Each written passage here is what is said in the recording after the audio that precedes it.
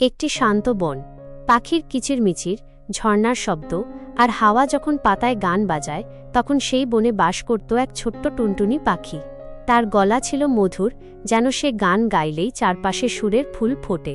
কিন্তু সেই বনে ছিল এক দম্ভী সিংহ রাজা, রাজা হিমঘর্জন।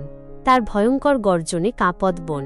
একদিন রাগ করে সে ঘোষণা দিল, আজ থেকে কারো গান গাওয়া চলবে না, শান্তি চাই আমি। সব পাখি ভয় পেয়ে চুপ করে গেল। কিন্তু টুনটুনি পাখি, সে চুপ থাকল না। বনের সভায় দাঁড়িয়ে সিংহ রাজা বলল, এই বনে কেউ আর গান গাইতে পারবে না, আমার বিশ্রাম দরকার, কারো কিচিরমিচির চলবে না। ময়ূর, কোকিল, দোয়েল সবাই চুপ হয়ে গেল। টুনটুনি তখন এক গাছের ডালে বসে শুনছিল। সে বলল, কিন্তু রাজামশাই, গানের মধ্যে তো প্রাণ আছে, গাছের পাতাও গান গায়, আপনি কিভাবে বনের প্রাণ থামিয়ে দেবেন? রাজা গর্জে উঠল, তুই যদি গান গাস, তোকে বন থেকে তাড়িয়ে দেব। সবাই থমকে গেল, কিন্তু টুনটুনির চোখে ছিল সাহস। রাতে টুনটুনি তার বন্ধুদের নিয়ে বসে, কচ্ছপ কাকু, খরগোশ দাদা আর বাঁদর ভাই বলল, তুই কি সত্যিই গান গাইবি? রাজা যদি তোকে ধরে ফেলে? টুনটুনি মুচকি হেসে বলল, আমি গাইব, কিন্তু গলা উঁচু করে না। আমি গাইব এমনভাবে যেন বনের হৃদয়ও নেচে ওঠে। সে ঠিক করল, গান গাবে, কিন্তু গোপনে।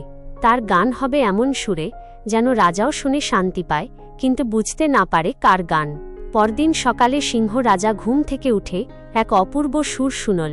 কি মধুর গান! কার গান এটা? সে জিজ্ঞেস করল। চেলারা বলল, রাজামশাই, কেউ তো কিছু গায়নি, কিন্তু রাজা তো শুনতেই পাচ্ছিল।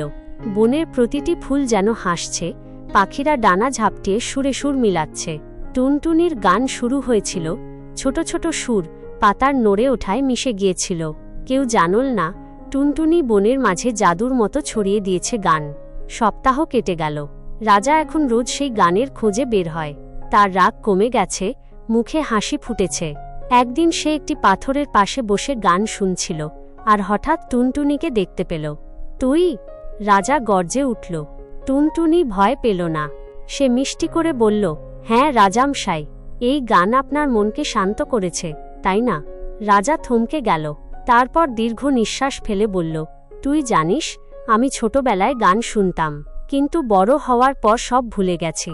টুনটুনি বলল, রাজা হওয়া মানে শুধু শক্তি নয়, হৃদয়ও থাকা দরকার। যদি আপনি চান, আমি আপনাকে আবার গান শেখাতে পারি। রাজা হেসে ফেলল, তুই আমাকে গান শেখাবি? টুনটুনি বলল, হ্যাঁ, আপনি গান শিখলে পুরো বন আবার প্রাণ ফিরে পাবে।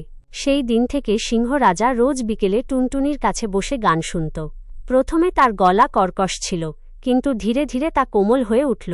1 মাস পরে রাজা নিজে ঘোষণা দিল, গান এখন থেকে বাধা নয়, গান হলো আমাদের বনের প্রাণ। যে যত সুন্দর গাইবে সে তত সম্মান পাবে। বন জুড়ে উৎসব হল। টুনটুনিকে সুরো রানী ঘোষণা করা হল। পাখিরা গান গাইছে, বনের প্রাণীরা নাচছে। রাজাও মাঝে মাঝে সবার সামনে গান গায়, আর সবাই হাততালি দেয়।